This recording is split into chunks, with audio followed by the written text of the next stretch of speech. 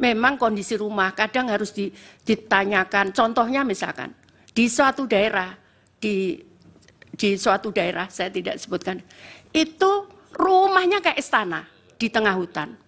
Tapi ternyata dia itu dulunya TKI, kemudian sekarang dia tidak bekerja, dia sekarang menjadi miskin, tapi rumahnya seperti istana, tapi nggak laku dijual karena di tengah hutan. Seperti itu. Jadi itu kita harus cek seperti itu untuk menjaga kualitas DTKS kami.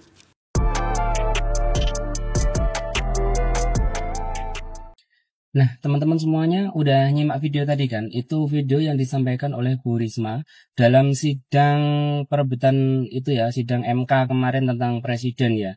Jadi dalam video itu Ibu Risma itu menjelaskan ada seorang TKI yang dulunya bekerja sebagai TKI ya, karena menjadi TKI kan gaji gede ya, gaji gede, terus dianya itu membangun rumahnya megah mewah sekali, tapi rumah itu ada di tengah hutan. Jadi ketika dia udah pensiun jadi TKI, kemudian tidak punya pekerjaan di Indonesia, lantas menjadi orang miskin. Orang miskin, tapi rumahnya megah luar biasa, sehingga Mbak TKI ini dia mendapatkan bantuan dari negara.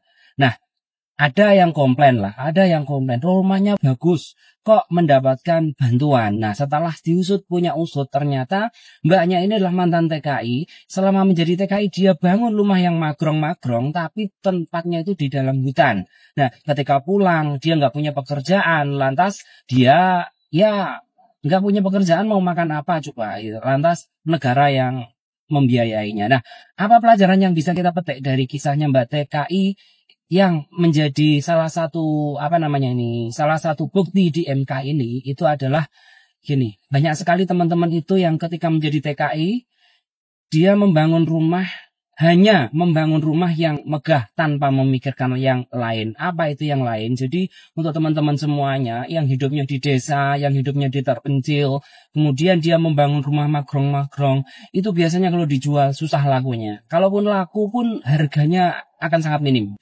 Jadi pelajaran penting yang bisa kita petik adalah ketika teman-teman membangun rumah, jangan asal membangun rumah, apalagi di desa. Rumah itu secukupnya aja, sederhana aja. Nah, kalau teman-teman punya uang lebih, kalau mau investasi yang paling aman adalah tanah. Dimana tanah itu kalaupun tidak kita rawat, dia harganya pasti naik. Nah, itu pertama ya. Kedua, investasi rumah itu jangan di desa. Investasi rumah itu di perkotaan. Kenapa? Kalau di perkotaan itu nilai jualnya masih akan tetap tinggi, jualnya juga akan lebih mudah ya. Beda kalau di pelosok pedesaan, dia akan sangat susah sekali untuk menjualnya. Jadi ini pelajaran penting sekali untuk teman-teman yang saat ini masih ada di luar negeri, yang uangnya masih banyak, yang rumahnya terpencil, maka sisakanlah uangnya untuk masa pensiun kamu. Jangan sampai Mbak yang menjadi bukti sidang di MK ini menjadi dialami oleh teman-teman di kemudian hari. Ini sangat disayangkan sekali ya. Jadi bangun rumah sewajarnya aja. Kalau di desa,